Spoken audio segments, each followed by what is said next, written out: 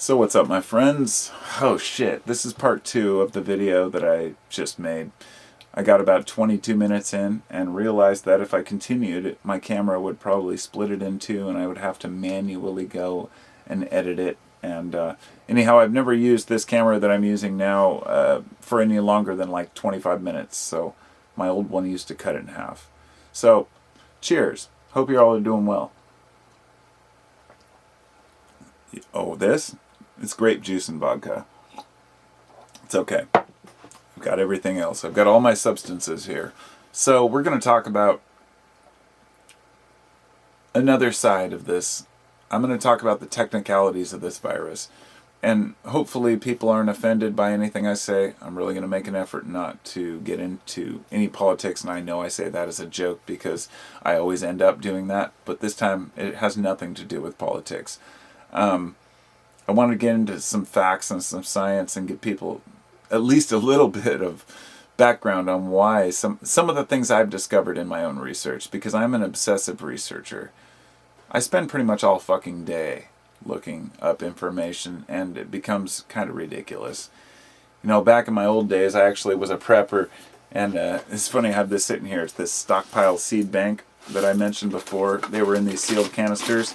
And I just opened them up and I planted a whole shitload of seeds. I just uploaded a video about planting the garden, but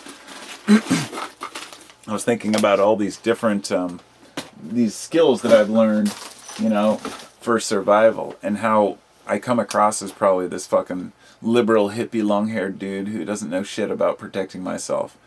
I just like to say I don't talk about self-defense ever online, because I know better than ever mentioning that word. Even gun, let's just say, you know, people are like, oh, you probably don't even know how to protect yourself. Just believe whatever you want. But I've been preparing for years for this kind of shit. I have food. I've been saving.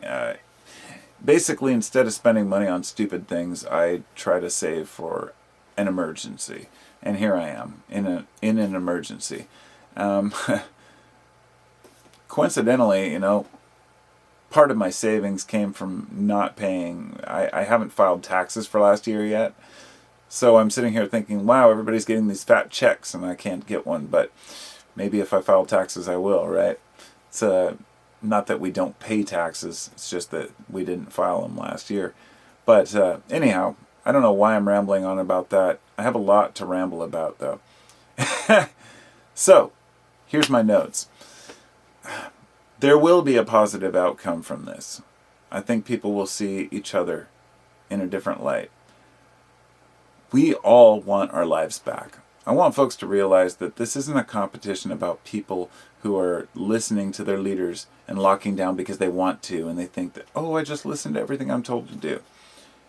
And I also realize that not every conservative wants to just go mob in the streets and breathe on everyone and say, oh, let's all just get sick and die. There's a happy medium here where we get our economy back on track. And we are starting to do that. And I mentioned this before, but I believe that the West Coast will open up much sooner than places like Louisiana or Florida, who right now are trying to open up early, but making huge mistakes, I believe, because this is going to cause more death, more chaos. And the thing is, people are arguing about, well, more people die from heart disease, more people die from this or that, and it's true. If you look at the list, heart disease is the biggest killer. You know, heart-related complications. You know, we've got diabetes, we've got suicide, we've got murder, we've got all these different death rates, right? But we're comparing that to how many people have died so far from COVID. And that's how many people have died so far with a complete lockdown. We're not looking at the big picture. Almost 1 million people in America, I think 700-something thousand, have been diagnosed, right? That's as of today. But you know it's at least twice to maybe 10 times more than that. We just do not know. And perhaps this thing is less virulent than we thought. Worldwide, we said, oh, it could be 1%, it could be 3% death rate, it could be 5% in America. Turns out obesity, smoking, things like that are a huge factor. But there's still a sect of society who says, well, let's just push through and whoever dies, dies. There's a mentality that says that, right? the Glenn Beck mentality that I would die for this country. God damn it, I got political. Nope, that's not political. That's actually just media. And I want to clarify this. I don't like any media. I don't care if it's CNN, Fox, NBC, MSNBC, ABC. It's all bullshit. I even cringe at the bias on the left wing, like the Daily Beast. I cringe at the right wing.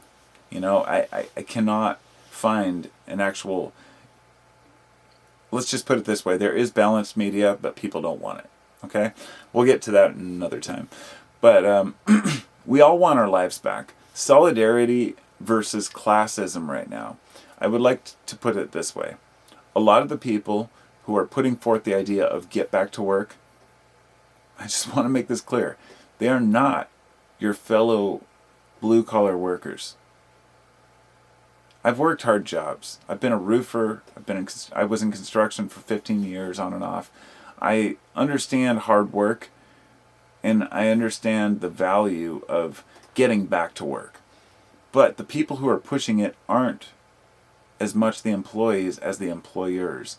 They are the ones, that are being pressured, these governors, mayors, and whatnot, who are being pressured to send people back to work, even at their danger. And I just want to give you one example. The Smithfield pork processing plant. I don't recall which state it's in, Mississippi, Louisiana, Alabama, somewhere down there. They refused to do social distancing measures and lockdown procedures, and they just had to shut down a couple days ago because they had like 800 cases. Now, this isn't just a cold or the flu. If you have to shut down your business because of 800 people getting sick, you need to really rethink whether your strategy is working.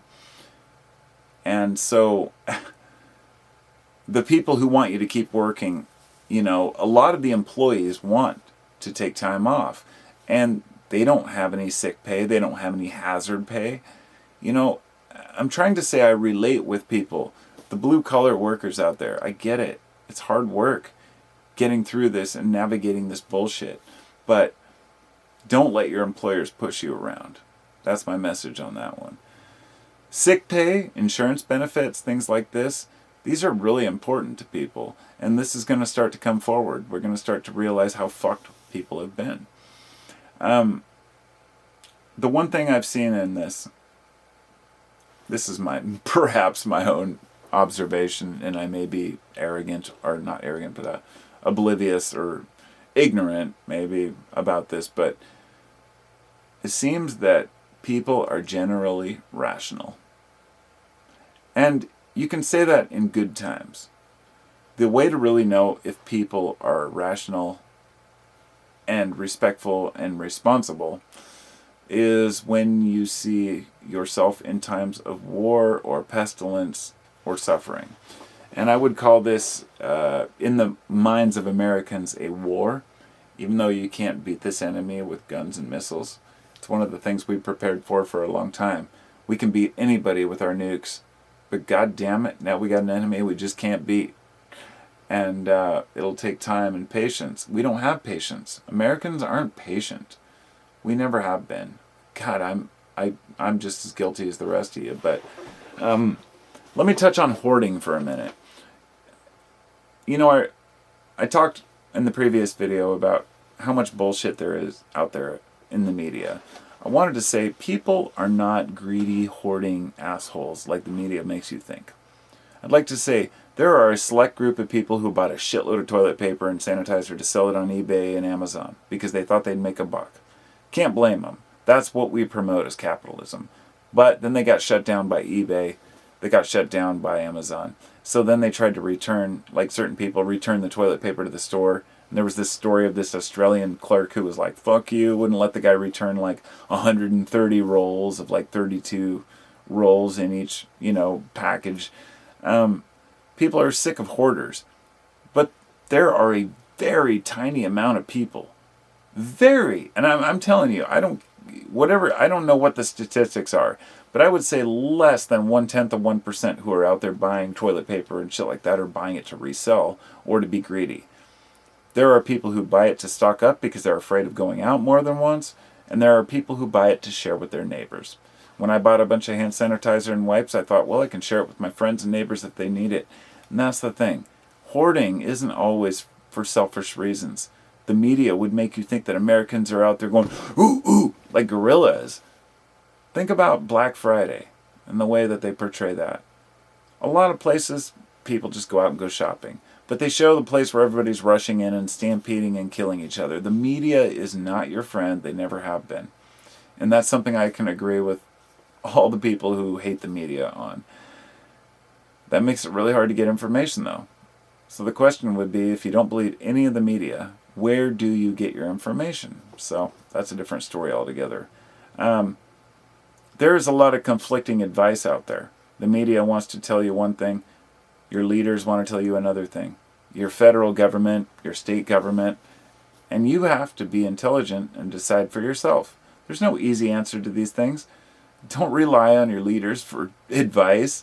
These people are here to serve you and to do the jobs that you don't want to do. They're not here to tell you, oh, how do I protect myself? Oh, should I get food? Oh, should I stock up? Waiting for your leaders to tell you what's going to happen. You're just a moron if you think that's how it works. I've heard this, it seems absurd, but I've actually heard this from family, friends, and stuff who say that if the shit ever hits the fan, they'll just wait for the army to come bail them out, or the federal government.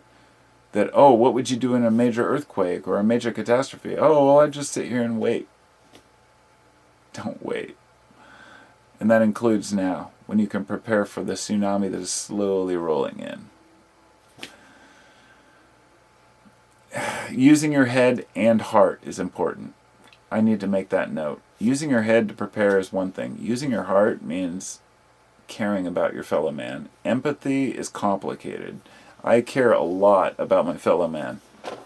That includes my elderly neighbors. That includes the kids in my life, people in my life. Everyone I know, I care about in different ways. Some people don't have enough money to buy food. Some people don't have, maybe have health issues. Other people have no insurance, like myself.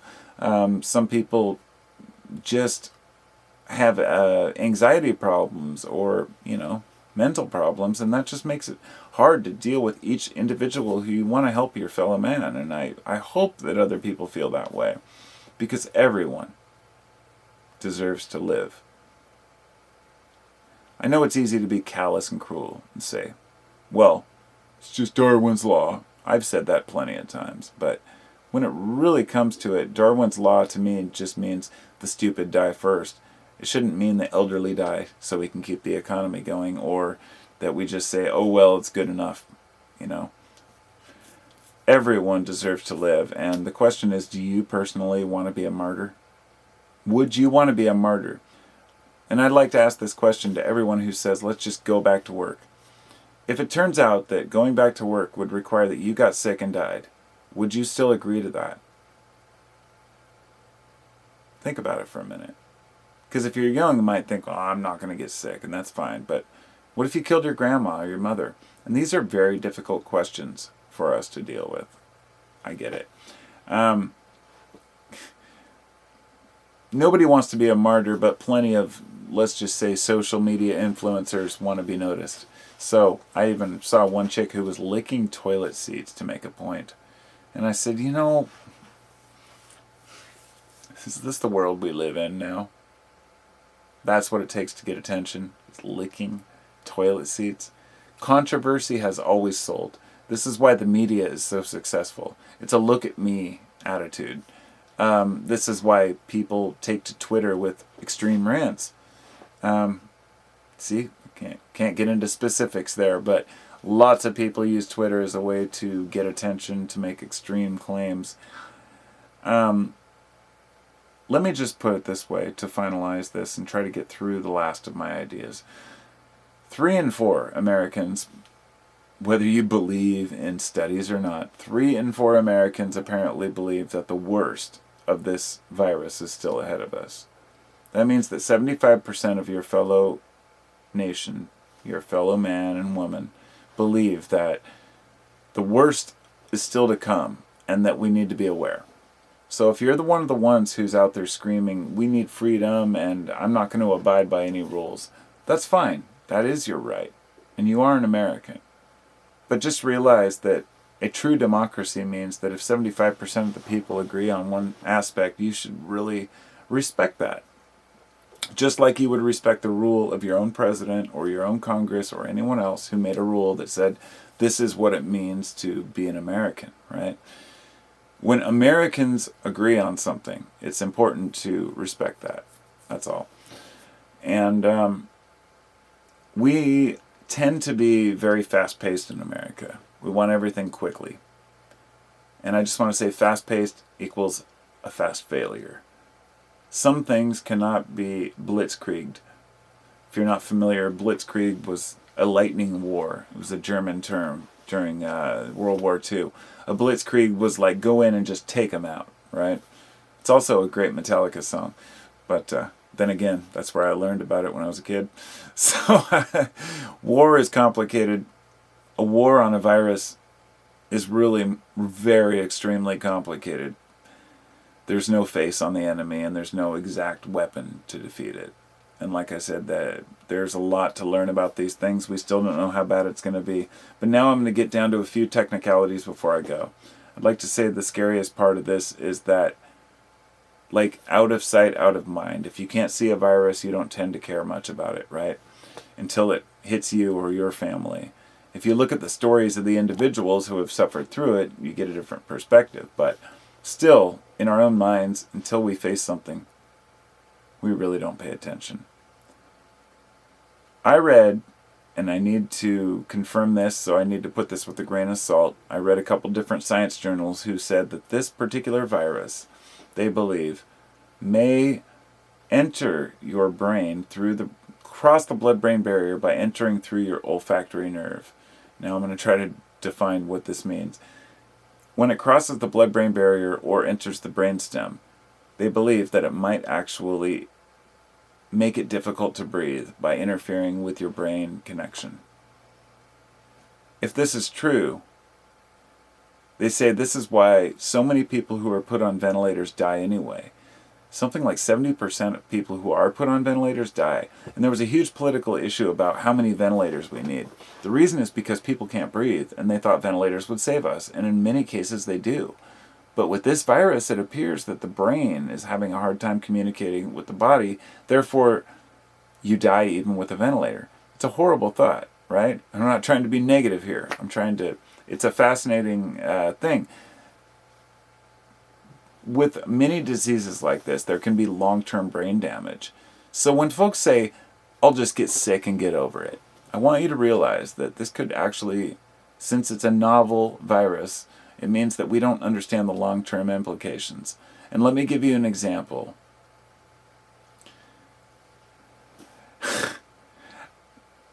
Chicken pox. And many people are well aware of this.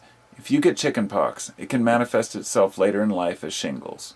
Shingles is horrible, but it's basically like kind of a resurgence of pox. Ask yourself why this happens. Why would something you got as a child reactivate when you're old? Because your immune system fights it off and it sits dormant.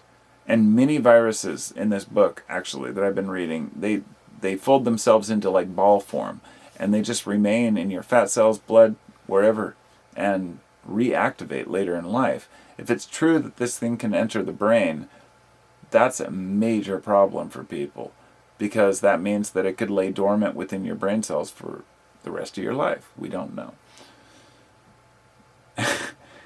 So I would just like to say this, a vaccine, if we get one, a lot of people will deny it anyway, because people think that Bill Gates created this virus to kill us through 5G technology. And I know a lot of people are triggered when I said that because they really believe that's true. I'm telling you, 5th generation internet connections are not the cause of this virus. 5G technology has nothing to do with it whatsoever. But a vaccine itself, I probably wouldn't take it anyway. I'm very, very skeptical about most vaccines, especially viruses that are new. This virus might actually be able to reactivate itself, and it might mutate to the point where even if you have a vaccine, a year later you might get it again. Some people think this might be with us and haunt us for years on end, or be like the flu virus where it just continues to mutate and reinfect people. We don't know. And let me tell you this, that's the scariest part for people, the fact that we do not know. So, maybe it's time for us to make the best of our time. Time to make the best of our time. To kind of rethink where we want to be in life and what we want to do with our lives. It's the best we can do because you don't have much of a choice. You just got to make the best of whatever your sitch is.